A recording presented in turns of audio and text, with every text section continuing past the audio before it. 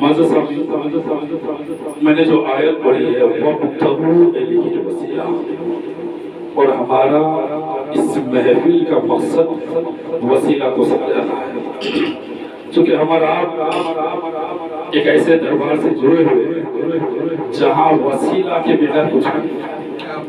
سب کچھ وسیلہ پہ معروف ہے۔ اب غور کرو، بغیر وسیلہ کی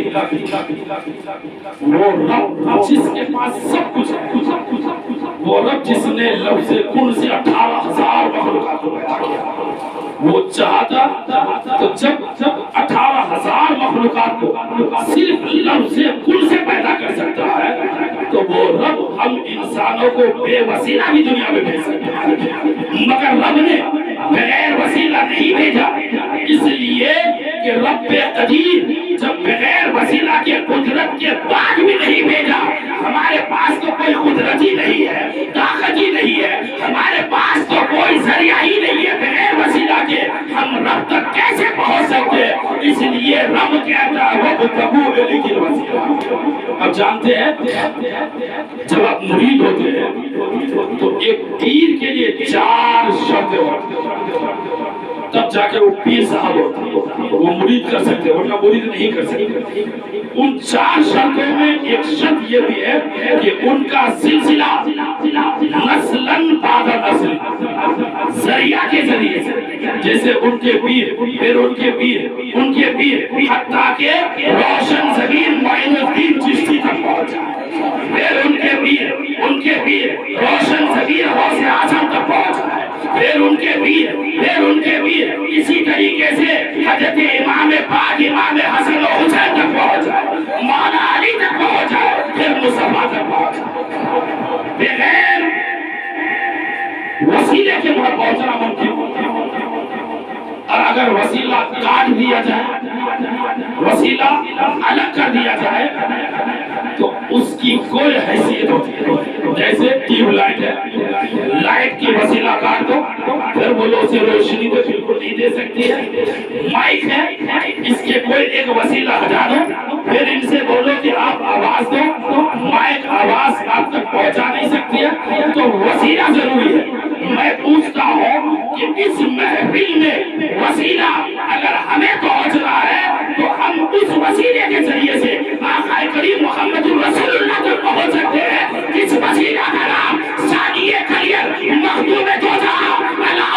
حضرت علاء الدین علی احمد صابر ثانی صابری رحمت اللہ علیہ۔ اگر وہ نہ ہوتے تو یہ محفل کا وجود نہ ہوتا، وہ نہ ہوتے تو ہم صابری سلسلے سے جڑنے کا کوئی تصور بھی نہیں کر سکتے تھے۔ یہ تو کرم ہے ان کا کہ انہوں نے ہم گنہگاروں کو سلسلہ صابریہ میں چھوڑ کے ملا کے حضرت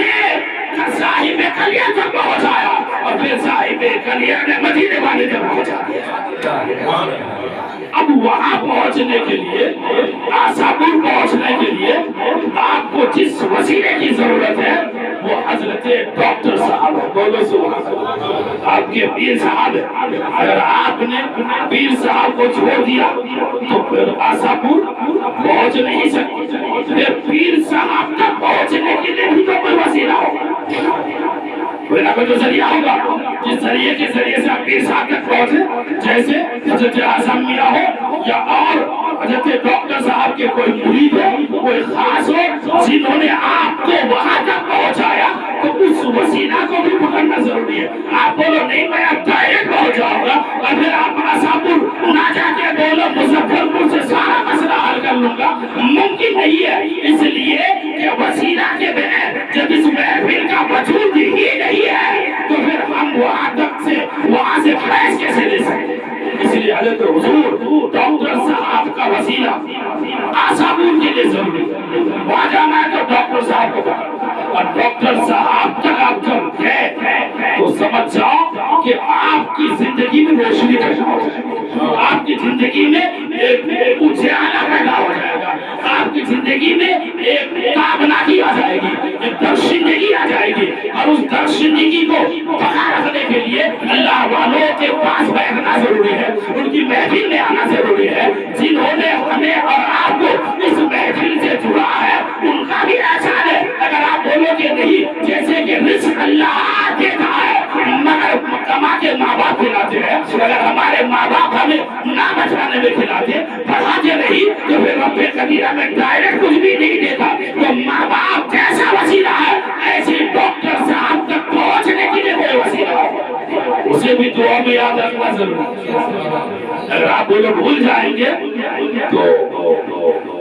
نئے زمانے کو مجھ سے شکایت ہے میں کیا کروں مجھے سچ بولنے کی عادت ہے جس کے لیے میں نے بول دیا ہے وسیلہ ضروری ہے. حضرت حضور اعظم رحمت اللہ علیہ وہاں تک پہنچنا ہے تو کبھی وسیلہ ہونا ضروری ہے. کوئی نہ کوئی تو ہوگا جو اعظم تک پہنچایا ہے, کوئی نہ کوئی تو ہوگا جو ڈاکٹر صاحب تک پہنچایا ہے, کوئی نہ کوئی تو ہوگا جو صاحب کلیہ تک پہنچایا ہے, ثانی کلیہ تک پہنچایا ہے, کوئی نہ کوئی تو ہوگا جو صاحب کلیہ تک پہنچایا ہے, کوئی تو ہوگا جو عطا رسول تک پہنچایا ہے, کوئی تو ہوگا جو غوث الاعظم تک پہنچایا ہے, کوئی تو ہوگا جو حضرت مخدوم دو جہاں شہنشاہ دو عالم رسول پاک صلی اللہ علیہ وسلم تک پہنچایا ہے. ان وسیلوں کو بھی اپنا بہت. اور ایک چیز آپ کو بتاؤ میرے آقا محمد رسول اللہ صلی اللہ تعالی علیہ وسلم صحابی اللہ والوں کا ذکر ہوتا ہے جس میں